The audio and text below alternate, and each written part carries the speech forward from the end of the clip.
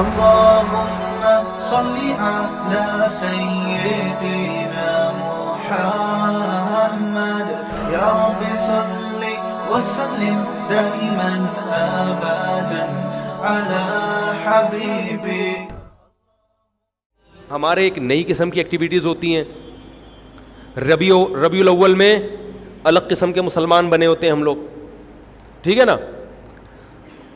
تو یہ 2 مہینے خاص طور پر ایسے ہیں جس میں یہ 2 مہینے کی جتنی ہماری ایکٹیویٹیز ہیں وہ سب ہم اخپل طریقے سے گزارتے ہیں.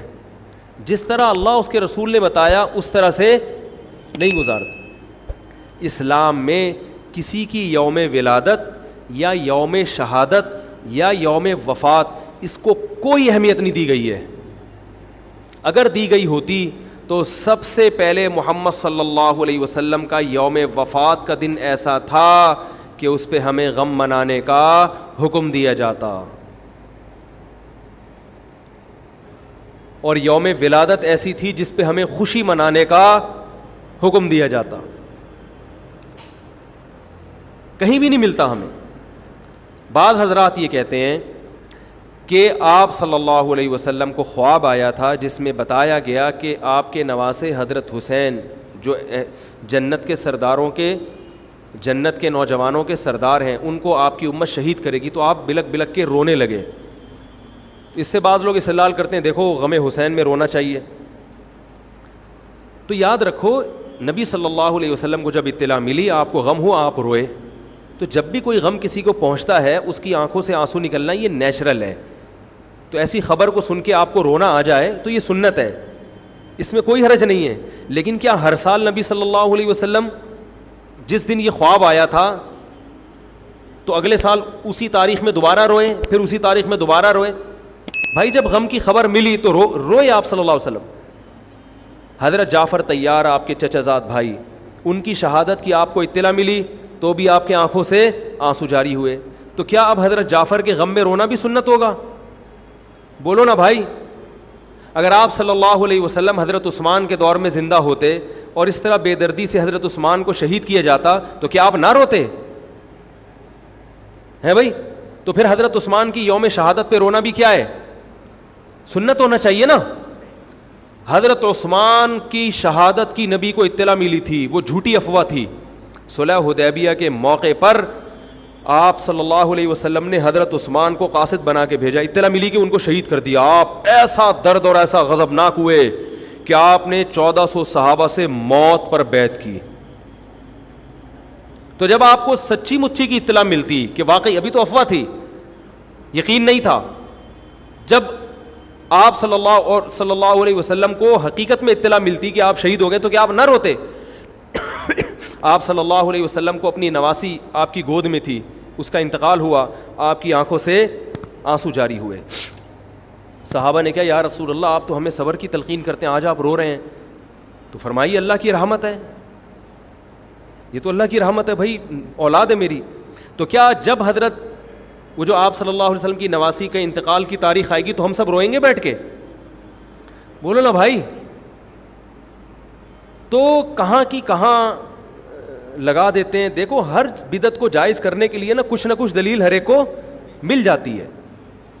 تو میں بار بار کہتا ہوں جو شیعہ حضرات ہیں ان کا مسلک ہے, وہ تو صحابہ کو نہیں مانتے, تو ان کا جو مسلک ہے ان کو کرنے دیں, ان کے کام میں ٹانگ نہ اڑائیں, نہ ان سے بحث کریں, نہ ان کے کام میں ٹانگ اڑائیں. بولے بھائی آپ کا مسلک ہے آپ کریں. میں کہتا ہوں جو سنی لوگ ہیں جن کے اصول ہی الگ ہیں ان سے, وہ یہ سب کیوں کر رہے ہیں؟ بھائی یا تو ادھر ہو جاؤ, شیعہ بن جاؤ. کس نے روکا ہے؟ کوئی گورنمنٹ کی طرف سے پابندی تھوڑی ہے, کوئی پابندی نہیں ہے. آپ شیعہ بن جائے کوئی نہیں روکے گا آپ کو. کوئی شیعہ سنی بننا چاہے اسے کوئی نہیں روکتا, کوئی سنی شیعہ بننا چاہے اسے کوئی نہیں روکتا. لیکن جب آپ سنی ہیں تو پھر آپ کو ان اصولوں پہ چلنا پڑے گا جو اہل سنت والجماعت علماء نے بتائے ہیں. اہل سنت والجماعت کے ہاں رونا عبادت نہیں ہے. ہاں آپ نے کسی دن کربلا کا واقعہ سنا, چاہے محرم میں سنا, ربیع الاول میں سنا, حضرت حسین رضی اللہ تعالیٰ عنہ کی ایک جو دردناک شہادت کا واقعہ آپ نے سنا, آپ کو رونا آ گیا, تو یہ عین ایمان کی علامت. میرے بیان اب ویڈیو ریکارڈ ہوتے ہیں, پہلے ریکارڈ نہیں ہوتے تھے, آڈیو چلتے تھے. تو میں نے 2 دفعہ یعنی زندگی میں پہلی دفعہ جب یہ واقعہ بیان سنا, بیان کے دوران میں بھی رو رہا تھا اور سننے والے بھی رو رہے تھے, نیچرلی آ گیا رونا. پھر دوبارہ میں نے یہ واقعہ بیان کیا, مجھے بھی رونا آ گیا اور سننے والوں کو بھی آ گیا. یہ نیچرل جو آ گیا. لیکن اگر میں اس لیے بیٹھوں کہ میں روؤں, آج میں پروگرام ہے باقاعدہ, بولو بھائی, رونے کا, اور آپ کو بھی رلاؤں گا, اور وہ محرم کا واقعہ میں اگر ربیع الاول میں بیان کروں گا تو رونا آ گیا مجھے. تو جو خود سے کسی کا واقعہ سن کے رونا آ جائے اس پہ پابندی نہیں ہے, بلکہ اہل بیت سے محبت کی علامت ہے. لیکن یہ واقعہ جب ہم نے بیان کیا حضرت حسین کا تو مجھے رونا آیا, بالکل اسی طرح رونا جب حضرت عثمان کا واقعہ بیان کیا تو بھی آیا. ظلم تو ان پر بھی ہوا تھا, کوئی کم تھوڑی ہوا تھا.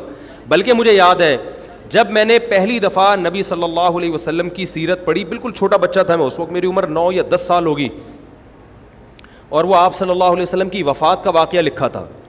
تو اتنے بچے میں تو اتنی سمجھ نہیں ہوتی, لیکن جب مجھے یاد ہے میں پڑھ رہا تھا تو مسلسل آنکھوں سے آنسو بہ رہے تھے. ایسا دردناک واقعہ نبی صلی اللہ علیہ وسلم کی وفات کا. تو وہ تو کسی کے بھی وفات کی خبر جب ہم سنتے ہیں تو نیچرلی رونا آتا ہے انسان کو. کبھی وہ انسان کوشش تو برداشت کرنی چاہیے, لیکن اب ہمارے ہاں واقعات سنا کے باقاعدہ رونے کے پروگرام ہوتے ہیں. یہ اسلام کی تعلیمات نہیں ہے, یہ اسلام کی تعلیمات نہیں ہے, کیونکہ اسلام میں صبر کا حکم ہے. جو خود سے رونا آ جائے نا انسان کو تو وہ ایک نیچرلی ہے.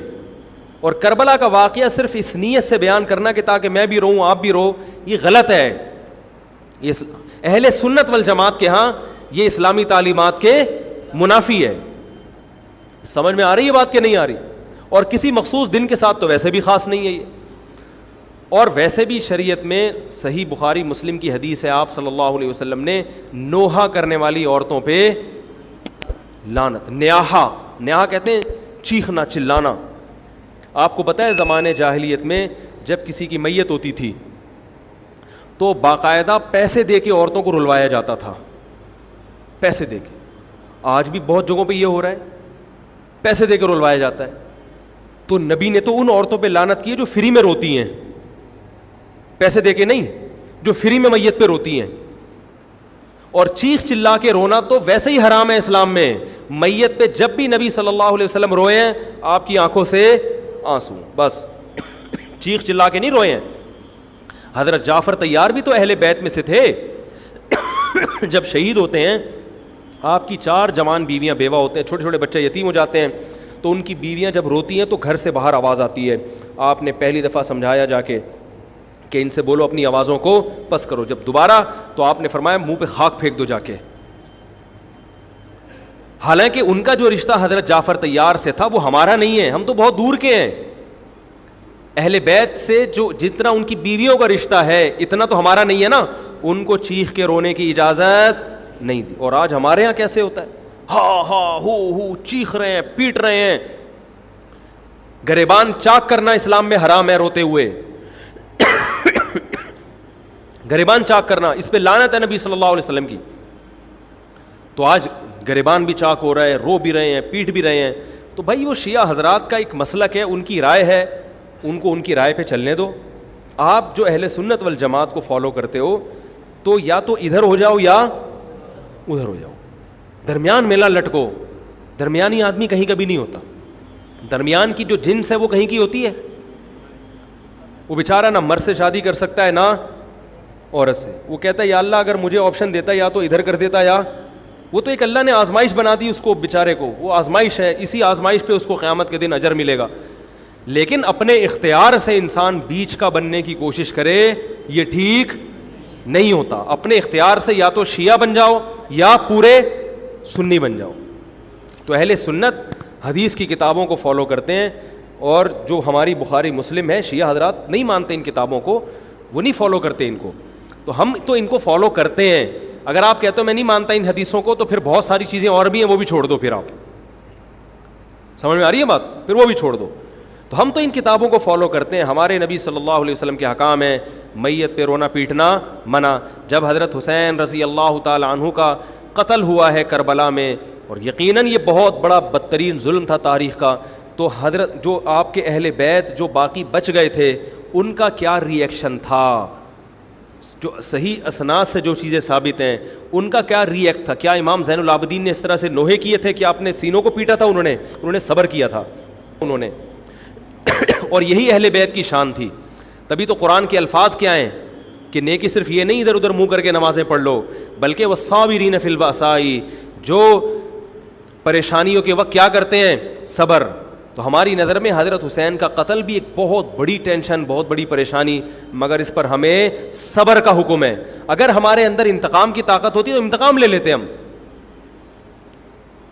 جو بھی قاتلان حسین تھے ہمیں پتہ چلتا کہ یہ ہے, ہم انتقام لیتے ان سے.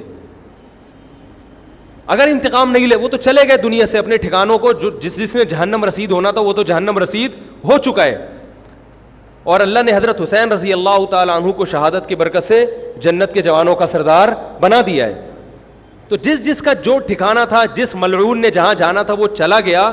اب قرآن کیا کہہ رہا ہے؟ تلک امۃ قد خلت. جہاں بھی قرآن ایسے واقعات بیان کرتے, یہ قوم تھی جو گزر گئی. لہا ما کسبت, جس نے جو کیا اس کا بدلہ ملے گا. ولکم ما کسبتم, اب تمہارے اعمال اللہ دیکھے گا. اعمال کا مطلب دیکھے گا جن چیزوں کو اللہ نے حلال کیا تم اس پر عمل کرتے ہو, جن چیزوں کو حرام قرار دیا اس سے بچتے ہو کہ نہیں بچتے, یہ چیزیں دیکھی جائیں گی. تو محرم کے ایک الگ, ہمیں محرم نبی صلی اللہ علیہ وسلم کی زندگی میں ہمیشہ آیا ہے, اس میں کیا احکام ہے. محرم میں آپ نے نکاح بھی کیا ہے, محرم منحوس نہیں ہے, محرم تو اشہر حرم میں سے ہے, برکت والا مہینہ ہے. اس میں جو کام کیا جائے گا اس میں برکت ہوگی. اس میں شادی بیاہ کریں گے اس میں انشاءاللہ برکت ہوگی. اس میں کوئی اور عبادت کریں گے اس میں برکت. نبی صلی اللہ علیہ وسلم نے محرم کی الگ فضیلت بیان کی کہ اس میں عبادت کا ثواب, محرم کے روزوں کا ثواب عام مہینوں سے زیادہ ہے. تو یہ سب ہماری شریعت کی تعلیمات ہیں. تو ہمیں ایک طرف ہو جانا چاہیے, ہمیں اسی کو فالو کرنا چاہیے. ہاں یہ وہ دور نہیں ہے کہ آپ دوسروں پہ جا کے انگلیاں اٹھائیں, تم یہ کیوں کر رہے ہو, یہ کیوں, بس چھوڑ دو اس کو, جو جب اس کو سمجھ میں آئے گی تو آ جائے گا, نہیں آئے گی تو 73 فرقے ہیں نا, تو یہ آپ تھوڑی ختم کرو گے, یہ حضرت عیسیٰ علیہ السلام آ کے ختم کریں گے.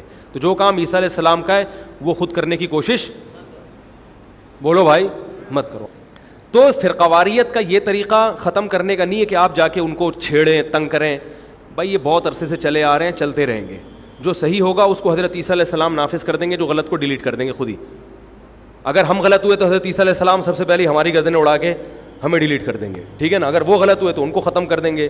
تو یہ ان کا کام ہے, آج کسی کے بس میں یہ نہیں ہے. تو میں یہ اس لیے کہہ رہا ہوں کہ لڑو مت, گالی گلوچ مت کرو, فیس بک پہ ایک دوسرے کے خلاف نیگیٹو کمنٹس مت کرو, کیونکہ ہم اختلافات کے متحمل نہیں ہیں.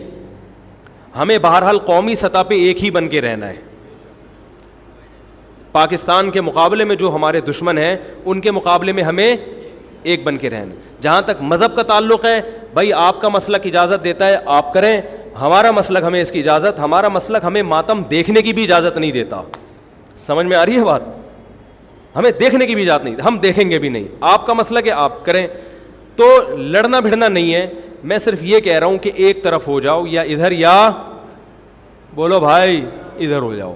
تو ہم یہ چیزوں کو غلط سمجھتے ہیں, نہ ماتم کو جائز سمجھتے ہیں, نہ رونے پیٹنے کو جائز سمجھتے ہیں. جس طرح سے رویا جا رہا ہے, کسی کو واقعہ کربلا سن کے رونا آ جائے, یہ ایمان کی علامت ہے اہل بیت. لیکن یہ کوئی سنت عمل نہیں ہے کہ باقاعدہ اس کو رلانے کے لیے آرڈر پہ بٹھایا جائے کہ چلو کربلا کا واقعہ سن کے رونا سنت ہے تو آپ بیٹھو تو رو. ایسا نہیں ہے, کچھ ایسی شریعت میں نہیں ہے.